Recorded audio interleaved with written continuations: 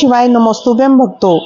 श्री शिव महापुराण छठवीं कैलाश संहिता का छठवां अध्याय शीर्षक है संन्यास पद्धति का न्यास वर्णन। भगवान शिव जी बोले, इस प्रकार उस कमल की रचना कर फिर शक्ति कमल की रचना करें और चतुर्थी विभक्ति के सहित अंत में नमः लगाकर शक्ति कमलाय नमः इत्यादि उच्चारण कर अग्ने कृति भस्म इत्यादि मंत्रों से वस्तुओं को धारण कर गुरु को फिर नमस्कार करें। फिर बाहर की ओर त्रिकोण व्रत क्रम से 4 अस्त्र प्रणाम कर ओम अर्चन मंत्र से पीठ को धारण कर शंख की पूजा करें और प्रणव से शुद्ध सुगंधित जल से 7 बार गंध पुष्प आदि से ओ की पूजा कर धेनु मुद्रा दिखावें, फिर शंख मुद्रा दिखावें। इस प्रकार अपनी आत्मा को शुद्ध करें। फिर 3 प्राणायाम करके ऋषि आदि का स्मरण करें।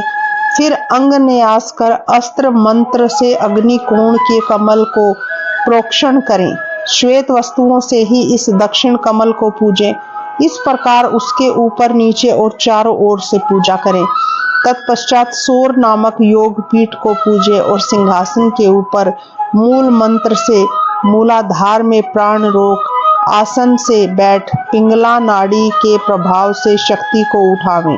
जहाँ पार्वती सहित भगवान देव शोभित हो स्थित हैं, तब प्रकाश सहित सूर्य का आह्वान करता हूँ, ऐसा कहते हुए नमः लगाकर उसका आह्वान करें और मुद्रा अधिक स्थापना कर मुद्रा दिखावें और हाम हीम हूम इन बीज मंत्रों से अंग न्यास कर फिर 3 बार पूजें। हे महेश्वरी, पद्म के केशों में और 6 अंगों से अग्नि, ईश्वर, राक्षस और वायु आदि की 4 मूर्तियों को आवरण में पूजें।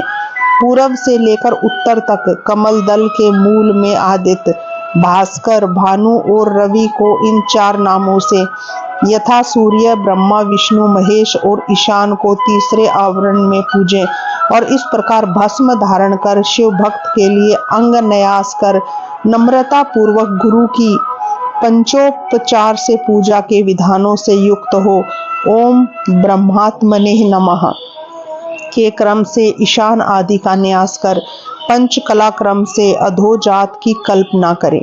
बुद्धिमान इस प्रकार का प्रणव न्यास कर फिर परमात्मा का बोधन हंस न्यास करे। इस प्रकार श्री शिव महापुराण छठवीं कैलाश संहिता का 6वां अध्याय यहीं समाप्त होता है। श्री शिवाय नमोस्तुभ्यं भक्तों।